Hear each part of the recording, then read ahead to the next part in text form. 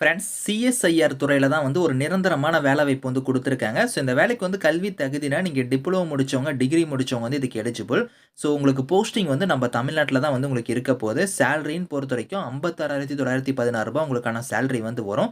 Permanent government job தான். Fees வந்து பெண்களுக்குலாம் வந்து கிடையாது. லாஸ்ட் டேட் வந்து பாருங்க 9த் ஜான்வரிக்குள்ளார நீங்க ஆன்லைன்ல வந்து அப்ளை பண்ணிக்கலாம். ஸோ இப்ப இந்த வேலைக்கான நோட்டிஃபிகேஷன் டீட்டெயில்ஸ் நம்ம பார்க்கலாம்.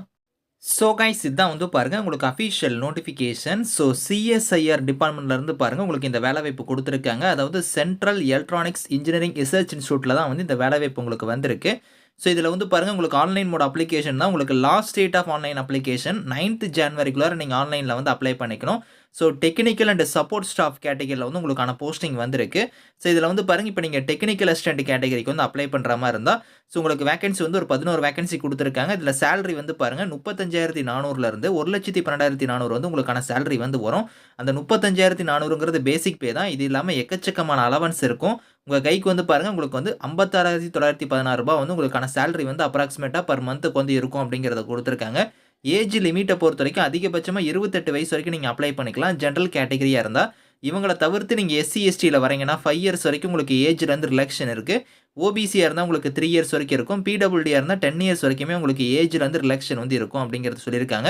ஸோ இதில வந்து பாருங்க உங்களுக்கு வந்து இந்த டெக்னிக்கல் அசிஸ்டன்ட்ல வந்து டிஏ கேட்டகரில 1க்கு வந்து நீங்க அப்ளை பண்றீங்கன்னா, ஸோ இதில குவாலிஃபிகேஷன் வந்து நீங்க பிஎஸ்சி இல்லன்னா பிஎஸ்சி ஆன்ஸ் இந்த அதில வந்து பிசிக்ஸோ, எலக்ட்ரானிக்ஸ் அண்ட் கம்யூனிகேஷனோ, கம்ப்யூட்டர் சயன்ஸோ, இன்ஸ்ட்ருமென்டேஷனோ, அப்ளைட் எலக்ட்ரானிக்ஸோ, அப்ளைட் சயன்ஸோ, பிசிக்கல் சயன்ஸோ, இன்ஸ்ட்ருமென்டேஷன் டெக்னாலஜியோ, டேட்டா சயன்ஸோ, சாஃப்ட்வேர் இன்ஜினியரிங் இந்த மாரி நீங்க முடிச்சிருந்தா இதுக்கு எலிஜிபிள் அப்படிங்கிறத குடுத்துருக்காங்க. ஸோ அது மட்டும் இல்லாம ஒரு 1 இயர் வந்து அந்த ரெலவன்ட்டான ஃபீல்ட்ல வந்து உங்களுக்கு எக்ஸ்பீரியன்ஸ் வந்து கேட்டிருக்காங்க.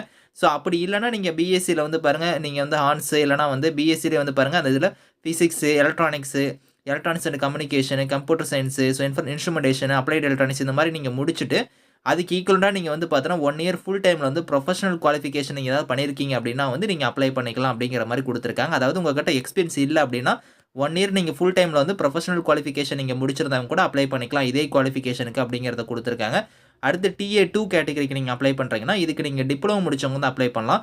டிப்ளமோல வந்து பாருங்க கம்ப்யூட்டர் இல்லன்னா ஐடி இல்லன்னா வந்து ஸோ அதிலேயே வந்து பார்த்தீங்கன்னா, ஸோ டெக் கேட்டகரில வந்து நீங்க முடிச்சிருந்தா கூட நீங்க அப்ளை பண்ணிக்கலாம். ஸோ இதில வந்து பாருங்க உங்களுக்கு 2 வருஷம் வந்து உங்களுக்கு எக்ஸ்பீரியன்ஸ் கேட்டிருக்காங்க.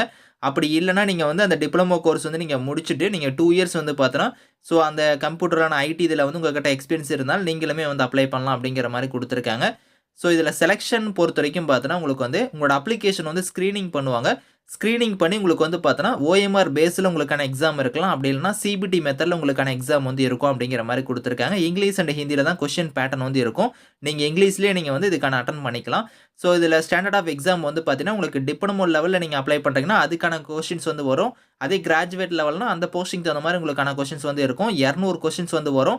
3 ஹவர்ஸ் உங்களுக்கான எக்ஸாம் இருக்கும். பேப்பர் 1, பேப்பர் 2, பேப்பர் 3ல வந்து உங்களுக்கான கொஸ்டின்ஸ் வந்து வரப்போகுது.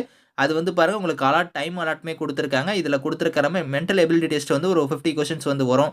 அதுக்கப்புறம் வந்து பாருங்க உங்களுக்கு ஜெனரல் அவேர்னஸ் இங்கிலீஷ் லாங்குவேஜ்ல உங்களுக்கான கொஸ்டின்ஸ் வந்து வரும். அதுக்கப்புறம் கன்சர்ன் சப்ஜெக்ட்ல வந்து ஒரு 100 கொஸ்டின்ஸ் வந்து வரும் அப்படிங்கிற மாரி குடுத்துருக்காங்க. இத வச்சு தான் உங்களுக்கு அந்த மார்க் வந்து மேக்ஸிமம் மார்க் வந்து உங்களுக்கு கால்குலேட் பண்ணுவாங்க.